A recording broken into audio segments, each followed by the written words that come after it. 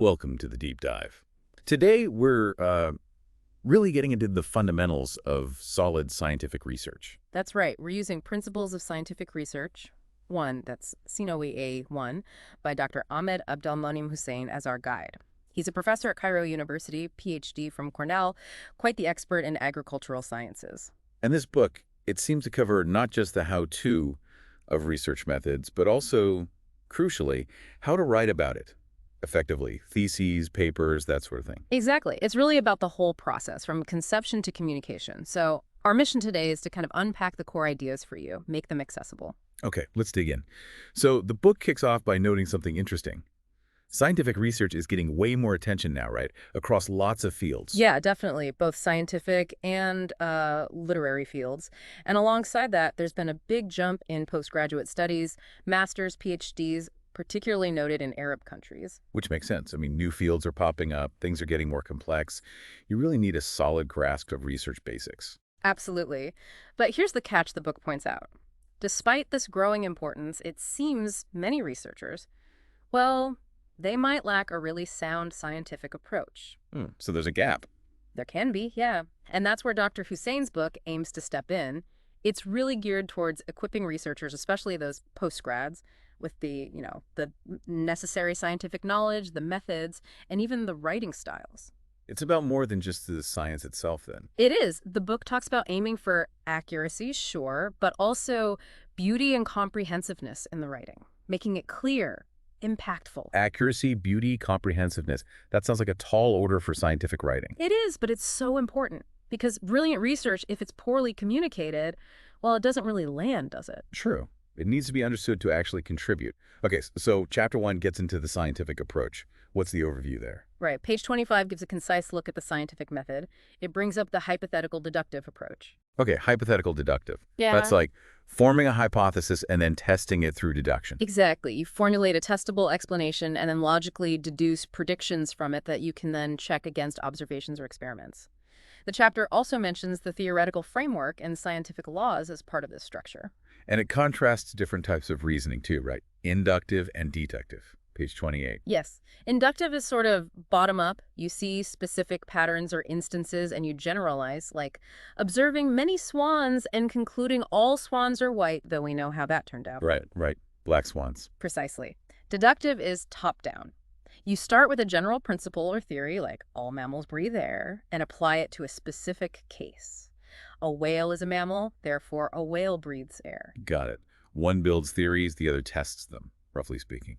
Now, research isn't always smooth sailing. The book mentions sources of error on page 29. What kind of things can trip researchers up? Oh, various things. Errors in measurement, flawed experimental design, misinterpreting data, even subconscious biases the researcher might have. Being aware of these potential pitfalls is step one in avoiding them. Makes sense. You have to know the traps. But on the positive side, page 33 talks about what makes a researcher successful. Beyond the obvious, like curiosity and observation. Yeah. What else? Well, critical thinking is huge. Really analyzing information objectively. Perseverance is another one. Research is often tough. Things go wrong. You need grit. You really do. And interestingly, the book mentions imagination. Imagination in science. Absolutely. Coming up with new questions, designing novel experiments, seeing connections others miss that often requires a leap of imagination. It's not just about cold, hard facts. That's fascinating. Okay, another big point on page 37. The importance of really knowing the previous studies in your field. Why is that so critical? It's fundamental. You need to know what's already known, where the gaps are, what methods have been tried. It prevents reinventing the wheel, lets you build on others' work, and helps you frame your own research questions so it's actually contributing something new. So you're joining an ongoing conversation, essentially. You need to listen first. Precisely.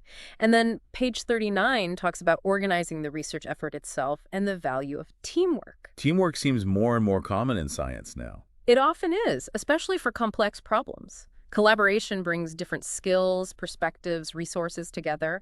You can often achieve more collectively. But good organization within that team is key. Right. And the book gets practical, too, with referencing previous studies properly on page 43 and tips for organizing research notes on page 48. Little things, but crucial. Absolutely crucial. Proper referencing is about academic honesty, giving credit, and letting others verify your sources. And good notes. Well, try doing complex research without a system. It gets chaotic fast. Helps you track information, synthesize ideas. Okay, so that covers the foundational approach. Let's shift to Chapter 2, the language of scientific writing. Page 63 starts with general points, calling it an art, an arc. Yeah, I think the art part refers to communicating complex stuff with real clarity and precision. It's not just about grammar, it's about crafting your message effectively for your audience, making smart choices about language and style. So clarity and precision are paramount then, as mentioned on page 65. Definitely. The book stresses well-structured sentences. Avoiding ambiguity, page 66, covers that. You want your meaning to be unmistakable. Any quick tips on hitting those marks, avoiding ambiguity? Well, concise sentences help, avoiding jargon where possible, or defining it clearly if it's necessary. Reading your work aloud can sometimes catch awkward phrasing or potential confusion. Always asking, could this be misunderstood? Good advice. Page 68 mentions style, like avoiding too many personal pronouns. I think we found. Keep it objective. Generally, yes. The focus should be on the research, the findings, not so much on the researcher. And then page 70 talks about choosing the right vocabulary. Using precise terminology for the field, I imagine. Exactly. But also being mindful of your audience. And page 73 reinforces maintaining a formal tone, avoiding colloquial language. Keep it professional. No slang in your thesis. Probably not. And page 75 highlights using linguistic connectives correctly, those little words like therefore, however, consequently. They guide the reader through the logic, right? Concisely. They show the relationship between ideas, create a smooth flow. And of course, page 76 warns against common linguistic errors. I bet there are many. Which leads nicely into chapters 3, 4, and 5, pages 80 to 135. This looks like a deep dive into the words themselves. It really is super detailed. Covers things like singular and plural rules on page 108 seems basic, but errors happen. How to form compound words correctly on page 113. Spelling, pronunciation on 117. And prefixes, suffixes, pages 91, 95. How they change meaning. Yes, understanding morphology. Then distinguishing between similar words, homophones, words that sound alike but mean different things, and synonyms, words with close but not identical meanings. That's page 162. Ooh, that's a tricky area. Choosing the exact right word is vital in science. It absolutely is. A slight difference in meaning can matter a lot. The book gives examples of commonly misused words and phrases between pages 116 and 129, which is really helpful. Practical examples are always good. It also covers prepositions and conjunctions on page 130, and even capitalization rules on pages 82, 88. Seems very thorough. It aims to cover all those grammatical and lexical details that contribute to clear, correct, professional scientific writing. Getting these nuts and bolts right builds credibility. Okay, so we've got the words sorted.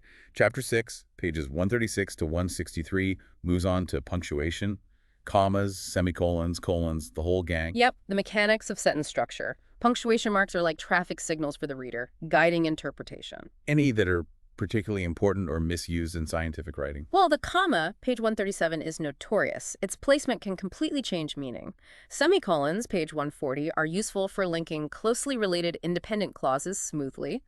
Colons, page 141, often introduce lists or explanations. What about hyphens, page 157? Important for compound modifiers like state-of-the-art technology.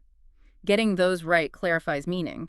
Apostrophe is page 142 for possession and contractions, though contractions are generally avoided in formal scientific writing. Right. And quotes, page 161, for direct citations, parentheses, and brackets, pages 159, 160, for adding extra info or clarifications. Even the period, page 144, it covers them all. The book mentions the ellipsis on page 162, too, though we're avoiding using the symbol itself here. Yes, indicating omitted text or a pause, so mastering punctuation is another layer of ensuring clarity. Makes sense. Then chapter 7, pages 164 to 181, tackles numbers and symbols, another specialized area. Very. Science relies heavily on quantitative data, so this chapter covers the rules for writing numbers, when to use numerals, when to spell them out, page 164. Arabic versus Roman numerals, page 165. How to write fractions, percentages, page 168. Units of measurement and their standard abbreviations, page 169. That seems critical for consistency. Absolutely. Standard units and abbreviations, like SI units, are essential for global understanding. The chapter also covers mathematical and statistical symbols, page 174. And abbreviations and acronyms, page 176 onwards. It even mentions examples from French, Dutch, Italian, showing the international nature of it all. It does, and initialisms too. Knowing the standard ways to shorten terms is important for conciseness, but you usually define them first. Finally, it covers Greek letters, page 181, which are used constantly in math and science for variables, constants, etc. Like alpha, beta, pi. Exactly those. So this chapter handles the non-word elements of scientific communication. Okay. Brings us to the final chapter covered here, Chapter 8, pages 184 to 196. This seems to zoom back out to the big picture, accuracy and clarity. Yes, kind of tying it all together, it re-emphasizes the absolute importance of accuracy in conveying information and avoiding ambiguity or vagueness, page 185. Using precise terminology again, page 186. It feels like a recurring theme. It's central. The chapter might give examples of making comparisons clear, page 190, ensuring you're comparing like with like, and the basis of comparison is explicit. And it touches on significant figures and precision in measurements, page 196. That's crucial for reporting data, honestly, right? Extremely. Reporting a measurement with the correct level of precision reflects the accuracy of the measurement itself and avoids implying certainty that doesn't exist. It's about scientific integrity. Wow, okay. So looking back at this deep dive into Dr. Hussain's book, it really paints a picture of scientific research as this blend of rigorous method and careful communication. That's a great way to put it. They're completely intertwined. You can do groundbreaking work, but if you can't communicate it clearly, accurately, effectively, its impact is limited. The methodology gives you the findings, but the writing gives those findings life and meaning in the wider scientific community. Precisely. Understanding these principles, the approach, the language, the details of presentation, really empowers researchers to contribute meaningfully. So a final thought for you listening. How might a better grasp of these principles, this focus on rigorous thinking and clear communication, actually help you in whatever field you're in, or even just in how you approach information and share your own ideas? It is worth considering how these concepts of clarity, precision, evidence, and structure apply beyond the lab or the library. Definitely something to mull over. Thanks for joining us on The Deep Dive.